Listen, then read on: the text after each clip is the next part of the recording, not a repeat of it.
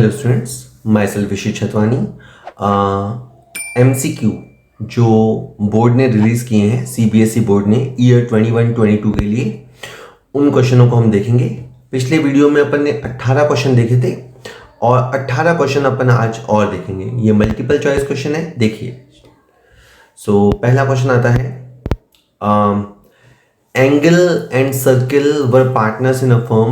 Their balance sheet showed furniture 2 lakh rupee, stock 140,000, debtor 162,000, creditor 60,000. Square was admitted and the new profit sharing ratio was agreed as 2:3:5. तो old ratio नहीं दे रखा, 1:1 मानेंगे और new ratio 2:3:5 given है. Stock was revalued at 1 lakh. Creditor of 15,000 not likely to be claimed. Debtor for 2,000 have become irrecoverable and provision for doubtful debts to be provided at 10%.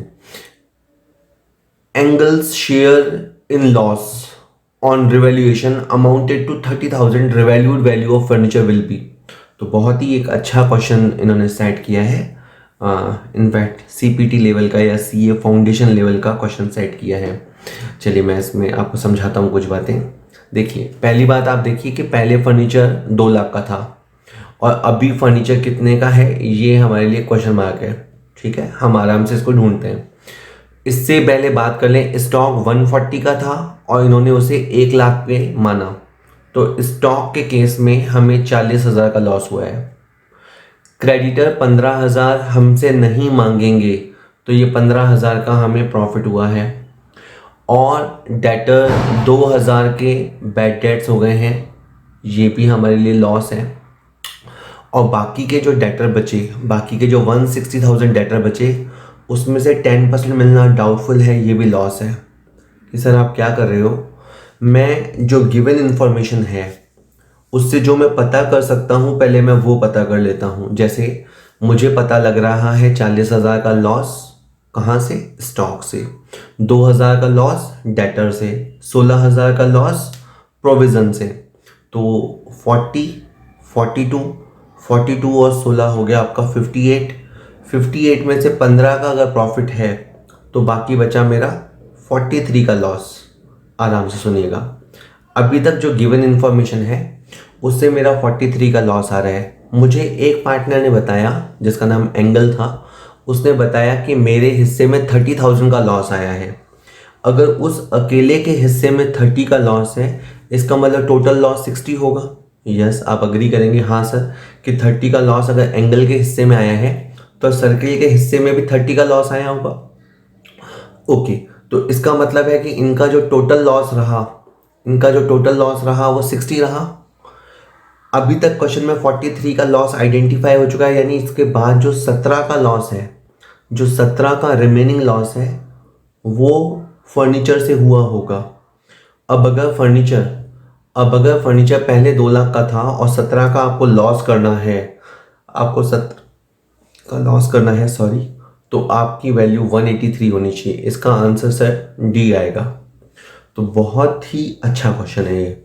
इस अगर जिसने भी set किया, ऑब्वियस सी बात है CBSE board के जो एग्जामिनर्स हैं उन्होंने सेट किया, तो बहुत अच्छा है। इसलिए इसमें उसने रिवैल्यूएशन का नॉलेज चेक कर लिया, ओल्ड रेशो अप्लाई करना है या न्यू रेशो अप्लाई करना है वो चेक कर लिया, और काफ़ी अच्छे से इन्होंने क्वेश्चन को पूछा हमसे, और ऑर्डिनरी क्वेश्चन को उन्होंने उल्टा क्वेश्चन सेट किया। तो मैं जल्दी बता दूं, एक पार्टनर का लॉस 30 है तो दोनों पार्टनर्स का लॉस 60 है। 43 का लॉस क्वेश्चन में दिख रहा है, इसका मतलब बाकी 17,000, रिमेनिंग 17,000 का लॉस फर्नीचर से होगा।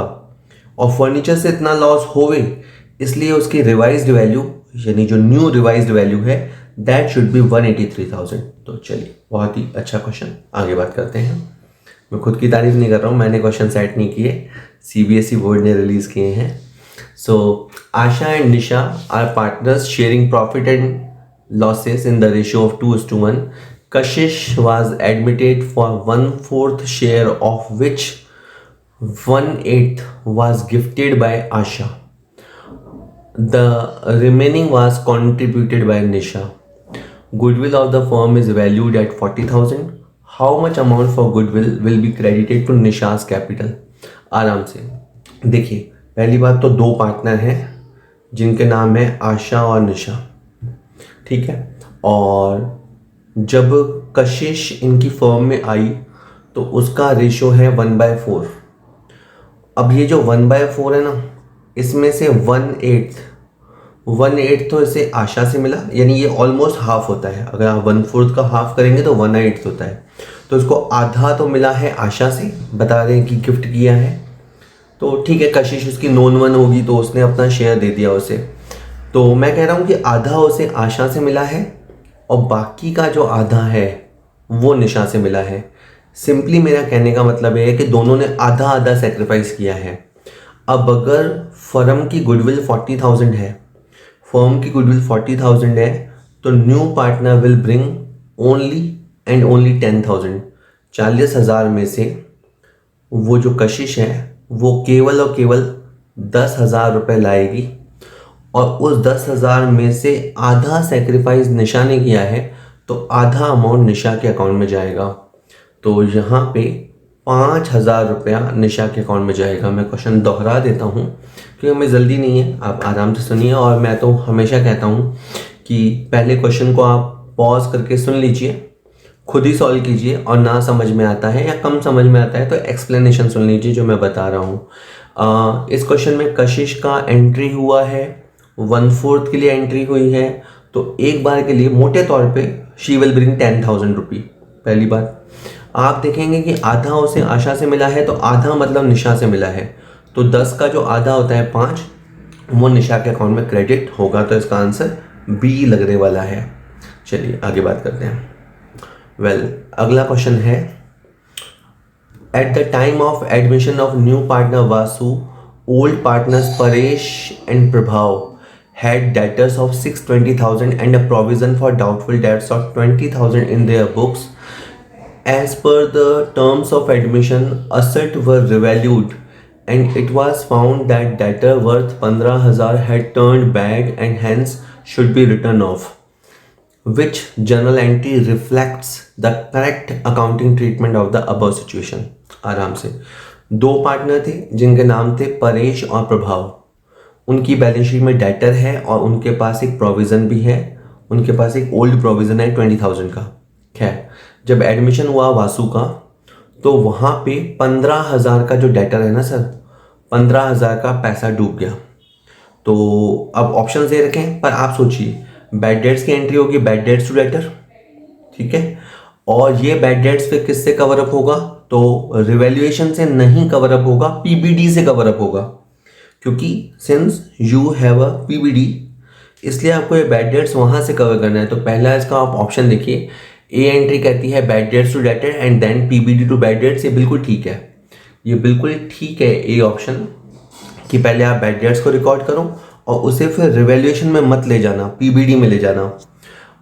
बी जो ऑप्शन है उसमें थोड़ी सी मिस्टेक है ना। उन्होंने बैड डेट्स को रिकॉर्ड किया है और फिर प्रोविज़न क्रिएट किया है, ऐसा कुछ करने की ज़रूरत नहीं है। हालांकि जो ए ऑप्शन है, बाकी तो रहने दो, ऑप्शन दिख भी नहीं रहे।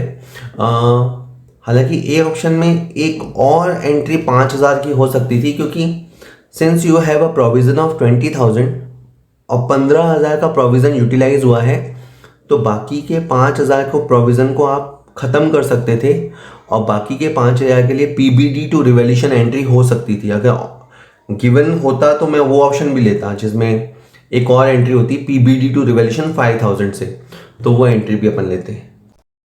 नेक्स्ट क्वेश्चन है, given below are two statement, one labelled as assertion and the other labelled as reason. तो एक किसी ने कुछ कहा और दूसरा स्टेटमेंट उसकी रीजनिंग है। तो असर्शन है transfer to reserve is shown in P&L appropriation account, quite right. Reserves are charged against the profit, ये गलत है। तो in the context of the above statement which one of the following is correct?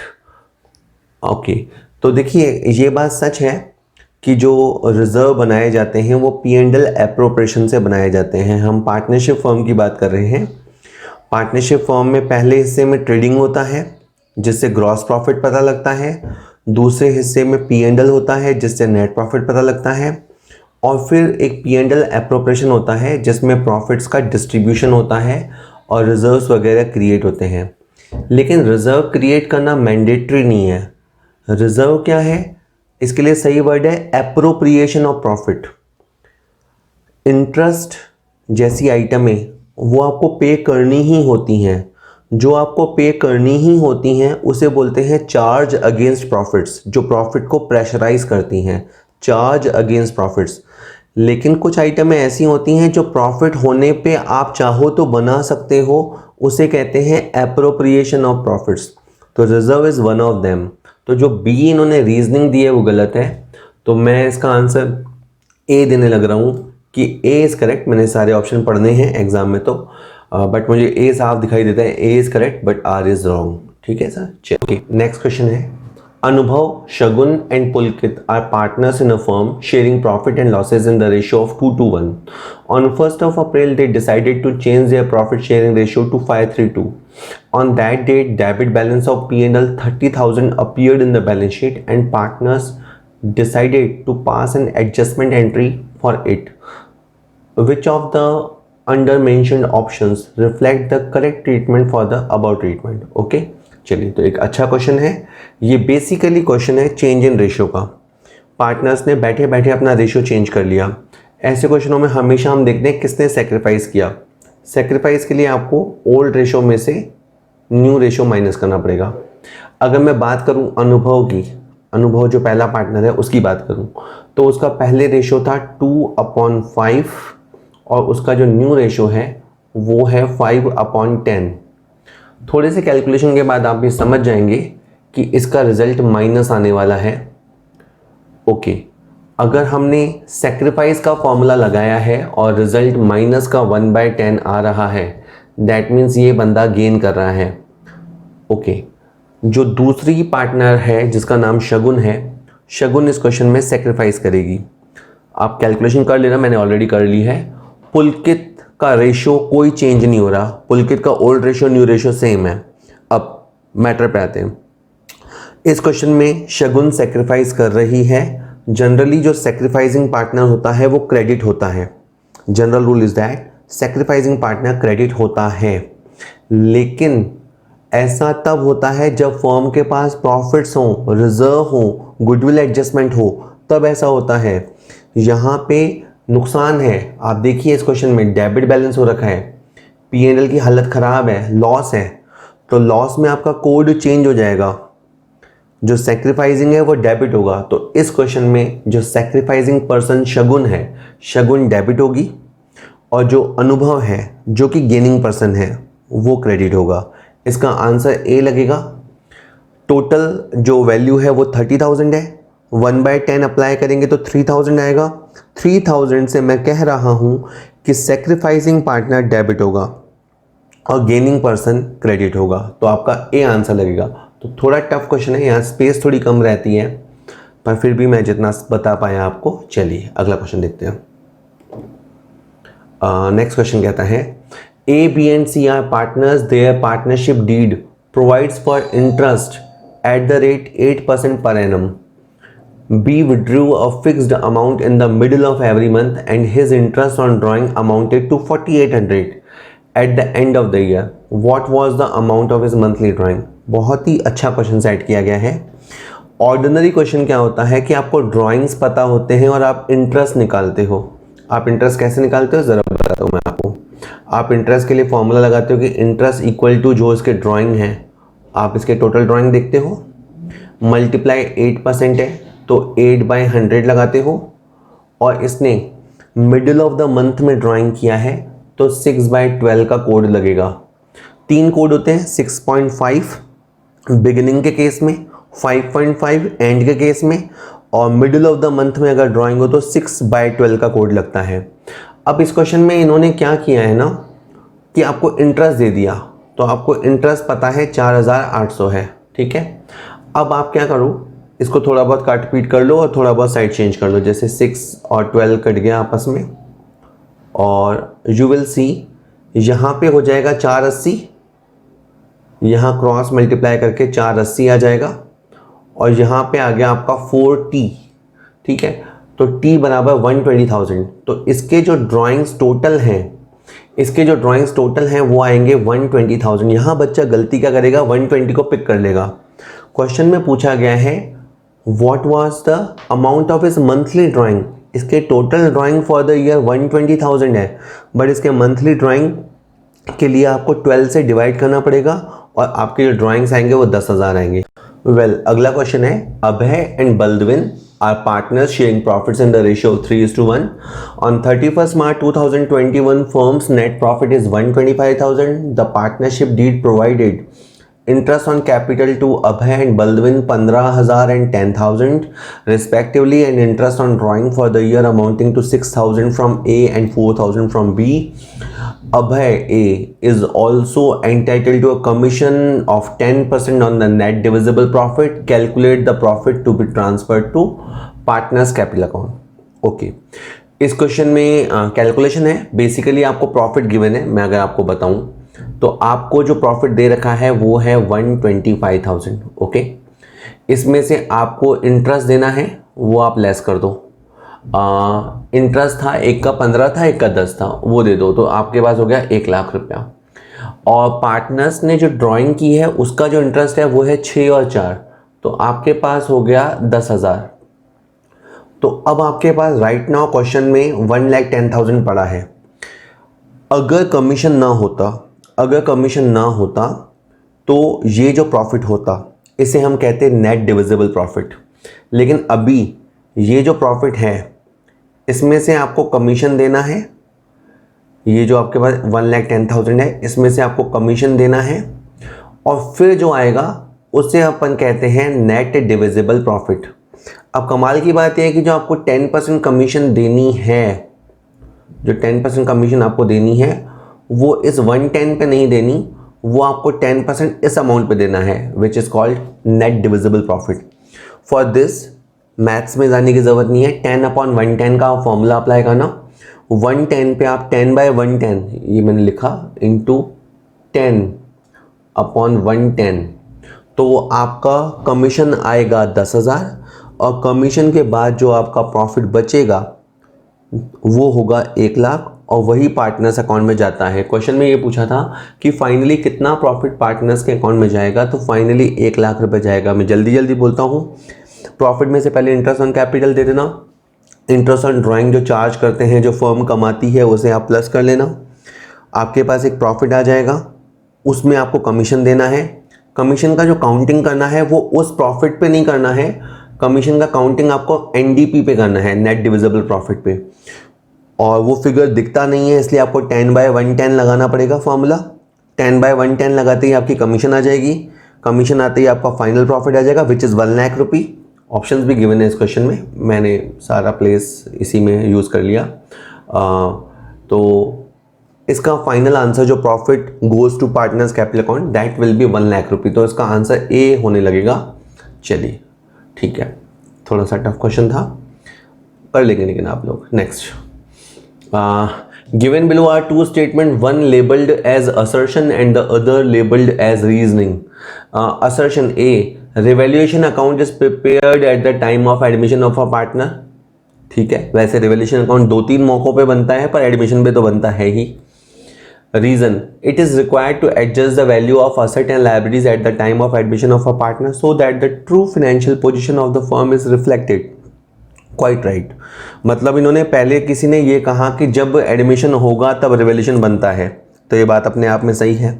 तो किसी ने कह दिया क्यों बनता है, व्हाट इज़ द रीज़न, तो उन्होंने कहा कि भाई रीज़न ये है कि जब पार्टनर आता है तो हमारी बैलेंस शीट को ट्रू वैल्यू को रिफ्लेक्ट करना चाहिए। हमारी बैलेंस शीट अक्सर हिस्टोरिकल कॉस्ट वैल्यू पे होती है, तो ट्रू वैल्यू पे लाने के लिए ज़रूरी है कि रिवैल्यूएशन हो, तो रीजनिंग भी सही है। तो मैं कहूँगा कि इसका आंसर लगेगा ए आंसर, क्योंकि ए आंसर में लिखा है ए assertion and reasoning both are correct and R is the correct reasoning of A, तो I am quite satisfied with that, A इसका आंसर होगा। अगला क्वेश्चन है, अपार limited forfeited 4,000 shares of 20 each fully called up, on which only application money of 6 has been paid.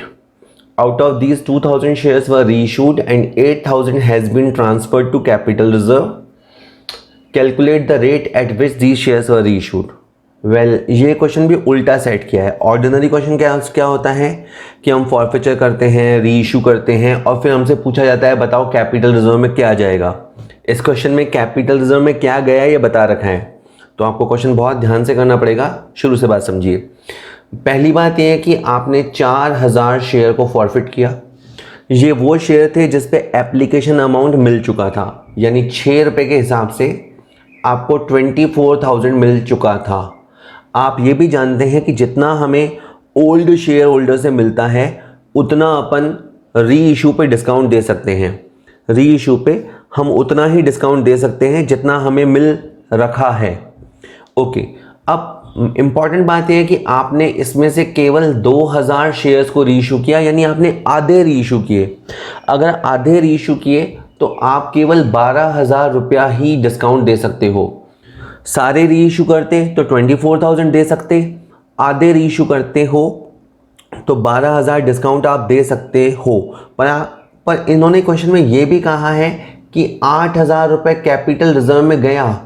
They said 8,000 goes to capital reserve. That means इन्होंने 8,000 का discount नहीं दिया, इतना पैसा इन्होंने बचा लिया। इसका दूसरा मतलब ये है कि इन्होंने केवल 4,000 ही डिस्काउंट दिया। आई एम सेइंग दैट कि 12,000 में से they saved 8,000 rupee and only 2,000 discount has been given. Now 2,000 discount has been given, sorry 4,000 discount has been given on 2,000 shares. What it means 2 rupee per share. हमने 4,000 का discount दिया है 2,000 shares पे, यानी हमने 2 रुपये का डिस्काउंट दिया है। अब क्वेश्चन में जो फेस वैल्यू है वो है 20 और जो डिस्काउंट है वो है 2 रुपया। दैट मीन्स आपने री इशू किया है 18 पे। योर शेयर हैज़ बीन री इशूड एट द रेट 18। अभी देखिए ऑप्शन आते हैं, जस्ट मैं इसको हटा दूँ।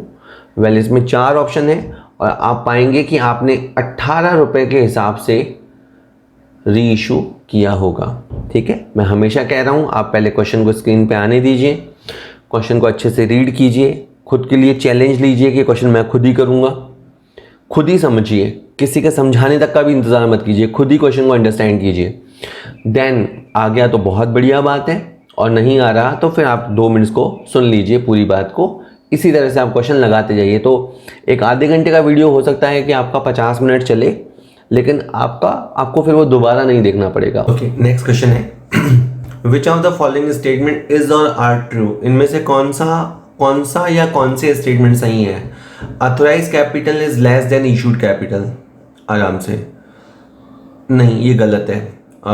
इनका ये कहना कि जो अथोराइज कैपिटल होती है वो इशूड कैपिटल से कम होती है, ऐसा नहीं होता, बल्कि अथोराइज कैपिटल आपकी मैक्सिमम कैपिटल होती है।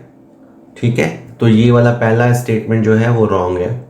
सेकंड है अथोराइज कैपिटल मोर देन और इक्वल टू इशूड कैपिटल, ये सही है। अगर 1 करोड़ आपकी कैपिटल है अथोराइज्ड, तो आप चाहें तो 1 करोड़ के शेयर भी इशू कर सकते हैं और आप चाहें तो इसमें से 80 लाख के शेयर भी इशू कर सकते हैं। तो issued capital will be equal to और लेस देन अथोराइज कैपिटल। ये सेकंड स्टेटमेंट सही है। थर्ड में लिखा है subscribed capital will be less than और इक्वल टू इशूड कैपिटल। जैसे अब अपन ने 80 लाख के शेयर इशू किए, तो हो सकता है कि पब्लिक 70 लाख के शेयर ले ले और हो सकता है पब्लिक 80 लाख के शेयर ले ले। तो ये बात सही है कि सब्सक्राइब कैपिटल इशूड कैपिटल के बराबर भी हो सकती है या उससे कम भी हो सकती है, तो ये वाली बात भी सही है। आप इसका वो ट्री बना लेना, कैपिटल ट्री जैसे थोड़ा बन रहा है वैसा बना लेना। और चौथे में लिखा है सब्सक्राइब कैपिटल इशूड कैपिटल से ज़्यादा होती है, ऐसा नहीं हो सकता। जितने आप पब्लिक की तरफ थ्रो करोगे, ऑफर करोगे, उतने ही शेयर ज़्यादा से ज़्यादा सब्सक्राइब हो सकते हैं। तो सब्सक्राइब कैपिटल कभी भी ऑफर्ड कैपिटल या इशूड कैपिटल से ज़्यादा नहीं हो सकती। तो चौथा वाला स्टेटमेंट रॉन्ग है। अपन इस क्वेश्चन के ऑप्शंस देखें तो ऑप्शंस आते हैं, पहला सही है, पहला और चौथा सही है, दूसरा और तीसरा सही है, तो यस सी ऑप्शन है इसका। जस्ट मैं यहाँ से ले लूँ 1 मिनट। सी ऑप्शन में लिखा है कि सेकंड और थर्ड दोनों सही है, तो वाकई में ये सही है। तो बहुत ही एक अच्छा क्वेश्चन ये है। आप ये 5 तरह की कैपिटल आप देख के जाते हैं, authorise capital, issued capital, subscribed capital, called up capital और फिर देन उसके बाद पेड अप कैपिटल। इनको मिनिमम देख के जाना होता है। चलिए अगला क्वेश्चन कहता है Mickey, Tom and Jerry were partners in the ratio of 5:3 on 31st March 2021. Their books reflected a net profit of 210,000. As per the terms of the partnership deed, they were entitled for interest on capital which amounted to 80-60-40. Besides this, a salary of 60,000 each was payable to Mickey and Tom. Calculate the ratio in which the profits would be appropriated. बहुत ही एक अच्छा question है, knowledge वाला question है। पहली बात तो ये समझिए कि आपके पास प्रॉफिट है 2,10,000 के। आप ये जानते हो कि इंटरेस्ट ऑन कैपिटल प्रॉफिट में से ही दे सकते हैं और सैलरी जो है वो भी प्रॉफिट में से ही दे सकते हैं। अब जैसे जो इनकी इंटरेस्ट की डिमांड है वो है 80, 60, 40 और जो इनकी सैलरी की डिमांड है, एक तो है मिकी यानी फर्स्ट वाला बंदा, उसकी है 60 और एक है टॉम है सेकंड वाला बंदा, ठीक है, इसकी 60। ओके, अब ध्यान देना, जो पहले बंदे का टोटल बनता है वो बन रहा है 140, दूसरे बंदे का बन रहा है 120 और तीसरे बंदे का बन रहा है 40। 140, 120 और 40 ये सब मिला के होता है 3 लाख। आपके पास 3 लाख होना चाहिए अगर आप इनका पेट पूरा भरना चाहते हो, पूरा प्रॉफिट अप्रोप्रिएट करना चाहते हो, तो आपका 3 लाख होना चाहिए। आपके पास केवल 210 ही है, 210 ही प्रॉफिट है, यानी ये इनसफिशिएंट प्रॉफिट का क्वेश्चन है। आपके पास प्रॉफिट सफिशिएंट नहीं है तो जो प्रॉफिट है वो इस रेशो में बटेगा। आपका रेशो हो जाएगा 14, 12, 4 और इसे सिंप्लीफाई करोगे तो आ जाएगा 7, यहाँ पे आ जाएगा 6 और यहाँ पे आ जाएगा 2, 762। यस, सी इसका आंसर होगा। इस क्वेश्चन का जो प्रॉफिट है वो 762 में बटेगा। आपको समझना पड़ेगा आपके पास कितने प्रॉफिट्स हैं, पार्टनर्स की डिमांड कितने की है। अगर नहीं है प्रॉफिट सफिशिएंट तो it is a matter of insufficient profit.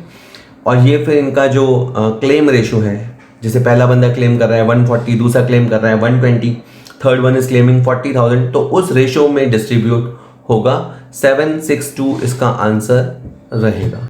Okay, next question. Mohit had been allotted for 600 shares by Govinda Limited on pro rata basis, which had issued 2 shares for every 3 applied. तो मोहित को 600 shares मिले हैं और वैसे company pro rata चलाती है और 3 apply करने पर 2 देती है। He had paid application money of 3 per share and could not pay allotment money of 5 per share. Application के पैसे उसके जमा हैं, अलॉटमेंट के वो नहीं दे पाया। First and final call of 2 rupee per share was not yet made by the company. Company ने जो फाइनल कॉल है वो 2 रुपये वाली वो नहीं की है। His shares were forfeited. The following entry will be passed. Equity share capital debit to share forfeited to equity share allotment. Yes. तो आप कहेंगे एंट्री भी दे दी, लेकिन आप देखो अमाउंट मिसिंग है। वो अमाउंट आपको बताना है, एक्स यानी कैपिटल का अमाउंट कितना होगा, वाई मतलब शेयर फॉरफिटेड कितना होगा और जेड मतलब इक्विटी शेयर अलॉटमेंट कितना होगा, ये आपको बताना पड़ेगा। ओके, जेड थोड़ा ऊपर होना चाहिए था प्रिंट। तो आपको ये 3 मिसिंग फिगर बताने हैं। अगेन अच्छा क्वेश्चन है। पहली बात तो आप ये समझिए कि मोहित के पास जो 600 शेयर्स हैं तो इसके जो एप्लीकेशन हैं, इसके एप्लीकेशन 900 रहे होंगे, क्योंकि 3 अप्लाई करने पे 2 मिलते हैं। जिसके पास 2 हैं उसके एप्लीकेशन 3 रहे होंगे और जिसके पास 600 शेयर हैं उसके एप्लीकेशन 900 रहे होंगे। पहली बात तो ये है। अब आप एक टेबल बनाओ कि इसके 900 एप्लीकेशन थे और 900 एप्लीकेशन पे इसका 2700 डिपॉजिट था, 2700 हमारे पास जमा था। हमने इसे कहा कि आप 600 शेयर्स ले जाओ। हमने इसे 1800 रुपये के शेयर दे दिए, ठीक है, हमने इसे 1800 के शेयर दे दिए, यानी इसके 900 रुपये अभी भी पड़े हुए हैं, यानी इसके 900 रुपये हमारे पास अमानत के तौर पे पड़े हुए हैं। अब हमारी जो अलॉटमेंट की रेट है वो है 5 रुपया, तो हमारा अलॉटमेंट का टोटल डिमांड है 3000 रुपये और उसमें से वो 2100 रुपये नहीं दे पाया। मैं आपको जो कहना चाहता हूँ वो ये है कि 600 शेयर्स पे हमारी डिमांड 3000 की है, 3000 में से 900 उसके जमा हैं, 2100 वो नहीं दे पाया। अब आप अमाउंट कैसे भरेंगे? देखिए, जब आप फॉरफीचर करेंगे तो आपने 3 रुपया मांग लिया और 5 रुपया मांग लिया, यानी that is 8 rupee called up है। इस क्वेश्चन का जो कॉल्ड अप अमाउंट है वो 8 है। तो 600 शेयर्स तो इक्विटी शेयर कैपिटल के सामने आएगा 4,800, ठीक है। और शेयर फॉरफिटेड के सामने वो अमाउंट आता है जो हमने उसका फॉरफिट किया। तो इस बंदे ने हमें 2700 रुपये दिया था, तो शेयर फॉरफिटेड के सामने 2,700 रुपये आएगा। थोड़ा स्पेस कम है, संभाल लेना, 2700। और अलॉटमेंट के सामने वो आएगा जो वो हमें नहीं दे पाया, और वो थे 2,100।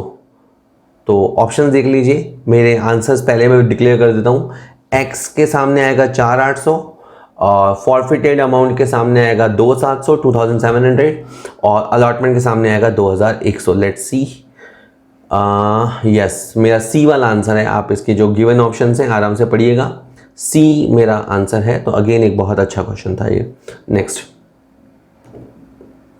अगला क्वेश्चन कहता है, given below are two statement, one labelled as assertion and the other labelled as reasoning.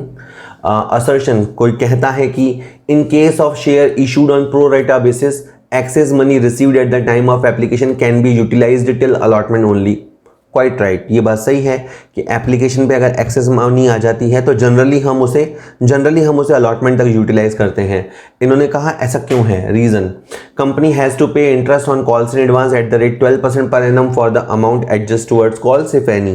तो ये बात भी सही है कि क्यों ऐसा है कि एक्सेस पैसे को हम अलॉटमेंट के लिए ही रखते हैं, आगे के लिए जनरली नहीं रखते। रख सकते हैं लेकिन जनरली नहीं रखते, क्योंकि कंपनी को फिर उस पर इंटरेस्ट देना पड़ता है। तो ये बात दोनों ही सही लिखी है। मैं एक बार फिर रिपीट करता हूँ, आप बोर होंगे बट रिपीट करता हूँ। ये कहना भी सही है कि एप्लीकेशन का जो पैसा एक्स्ट्रा आता है वो अलॉटमेंट के लिए ही रखा जाता है, कॉल्स के लिए नहीं रखा जाता। और इसका रीज़न यही है कि कॉल्स के लिए अगर रखेंगे तो कंपनी को 12% इंटरेस्ट देना पड़ता है। वैसे तो रेट आर्टिकल्स में गिवन होती है, पर नहीं गिवन होती तो कंपनी को 12% देना पड़ता है। ये बात भी सही है। तो मेरे हिसाब से दोनों ही बातें सही हैं। Just a minute, both, A option कहता है both A and R true but R is not the explanation of working capital management. No, इस क्वेश्चन में मेरा आंसर बी रहने वाला है। Both A and R true and R is the correct explanation of A. 14th, Ajay and Vinod are partners in the ratio of 3:2. Their fixed capital was rupees 3 lakh, 4 lakh. After the close of account for the year, it was observed that the interest on capital which was agreed to be provided at 5% per annum was erroneously provided at the rate 10% per annum. 5% देना था, 10% दे दिया। By what amount will Ajay's account be affected if partners decided to pass an adjustment entry for the same? Well, अच्छा question है। आप ये देखो कि 3 लाख का जो इंटरेस्ट होता है वो होता है 15,000, ठीक है, पर हमने उसे दे दिया 30,000। तो हम क्या करेंगे, अजय से 15,000 छीनेंगे वापस। किसा नहीं समझ आता। देखो, अजय को आपने ज़्यादा इंटरेस्ट दे दिया तो बाद में हम अजय से इंटरेस्ट छीनेंगे। इसी तरह विनोद जो है, विनोद को 4 लाख पे 5% देना था, 20,000, पर हम गलती से दे बैठे 40,000, तो हम उससे भी 20,000 छीनेंगे।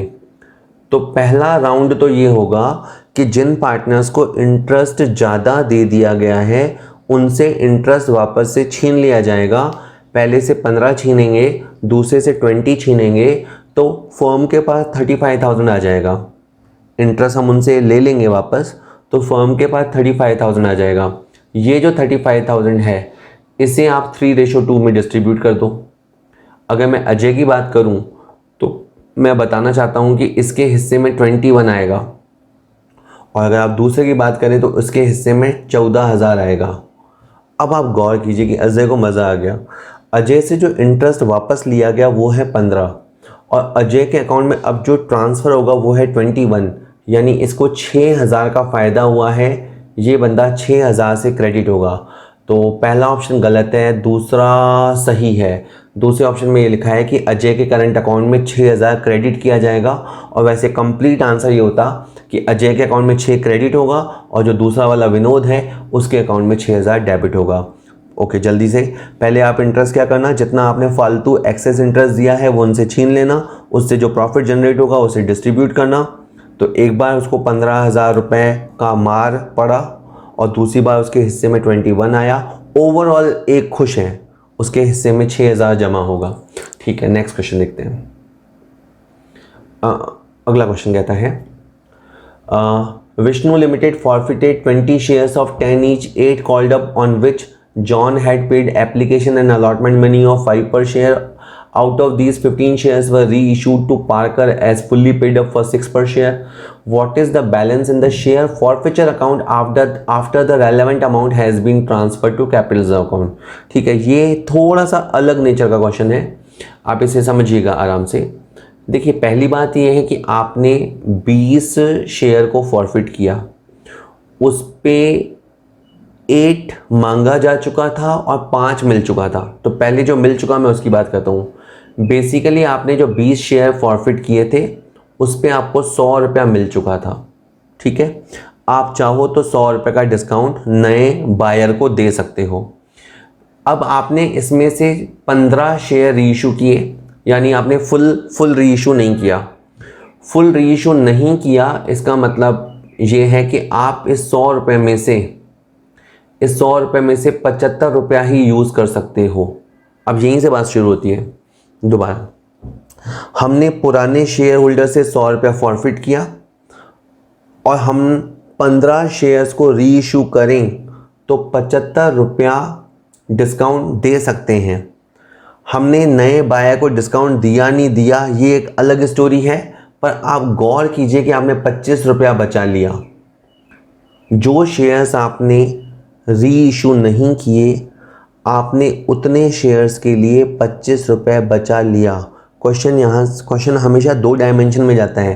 क्वेश्चन में या तो पूछेगा कि नए बायर को हमने रीइशू किया, बताओ वहाँ क्या प्रॉफिट हुआ, लेकिन इस क्वेश्चन में इन्होंने आपसे ये पूछा है कि बताओ शेयर फॉरफिचर में क्या बचेगा।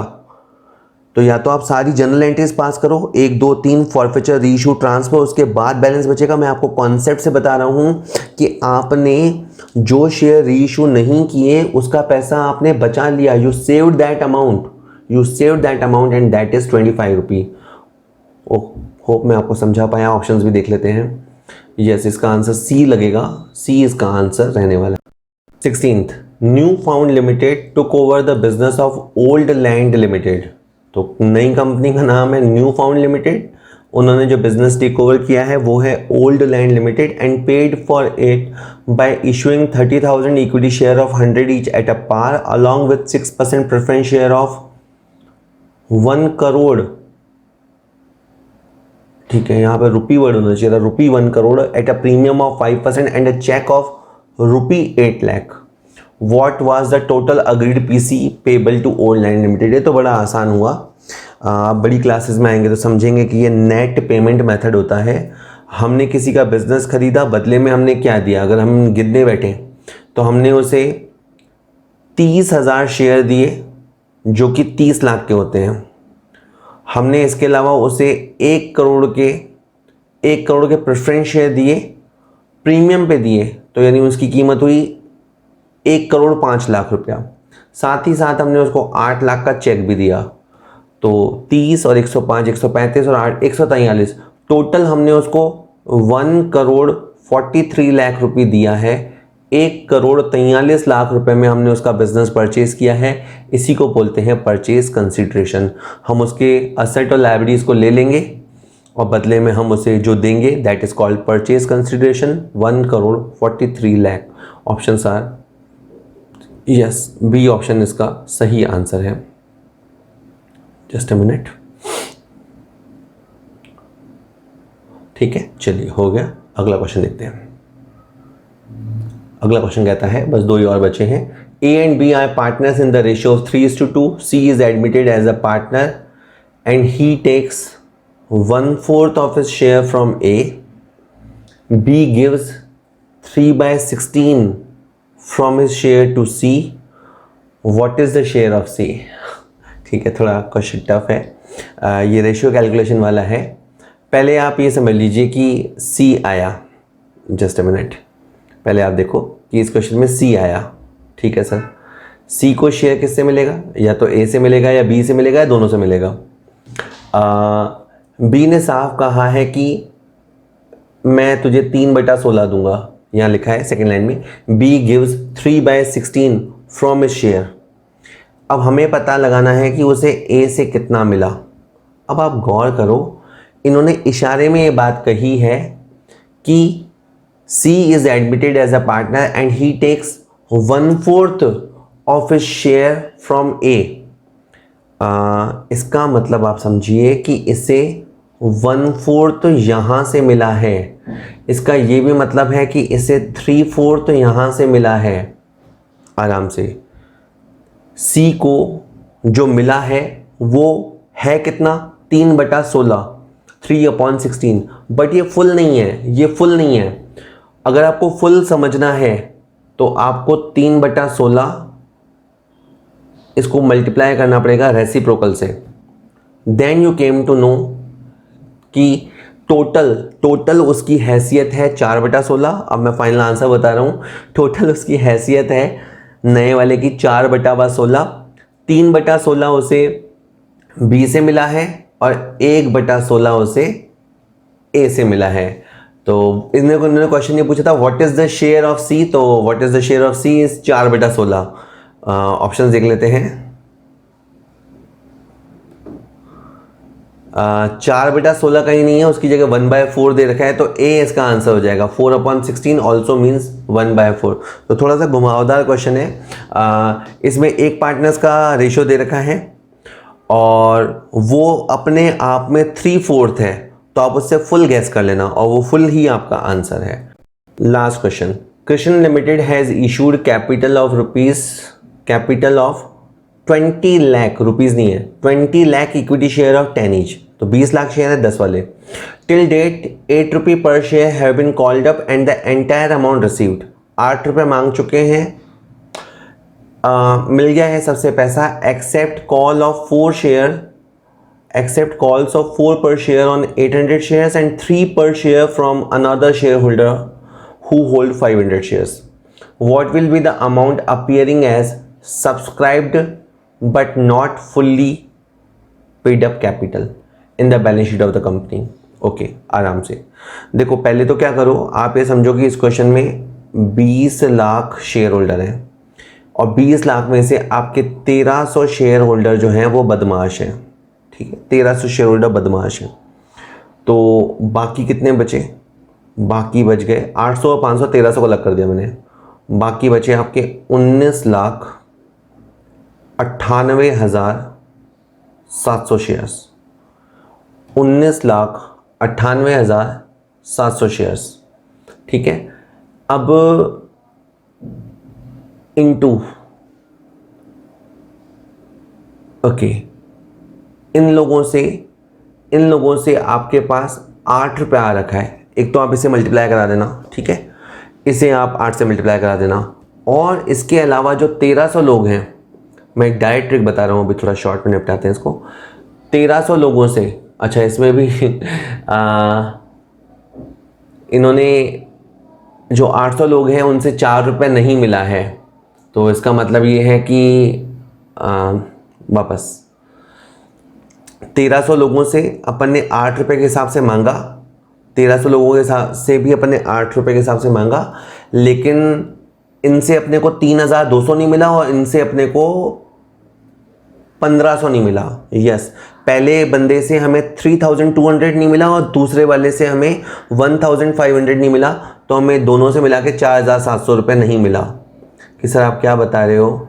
मैं ये बता रहा हूँ कि आपको जो अच्छे लोग हैं, जो 19,98,700 शेयर होल्डर हैं, उनसे तो 8 रुपये मिला, वो आप पैसा पूरा जोड़ देना और 1300 को पहले 8 से मल्टीप्लाई कराना और उसमें से 4700 का जो कॉल्स इन एरियर है वो लेस कर देना।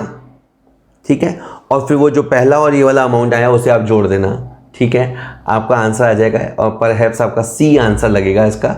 आप देख लेना कैलकुलेशन करके, पर मेरे हिसाब से इसका आंसर सी आएगा, क्योंकि बाकी सब अमाउंट तो बड़े बड़े हैं। इस क्वेश्चन में 8 रुपये की रेट है ना, 10 रुपये पूरा नहीं है, इसलिए 8 रुपये होने की वजह से इसका आंसर सी के आसपास आएगा। चलिए, होप आपको वीडियो यूज़फुल लगा होगा। अगर काम का लगे तो वीडियो आप शेयर कर सकते हैं, वीडियो अच्छे लग रहे हो तो लाइक कर सकते हैं। Thank you very much.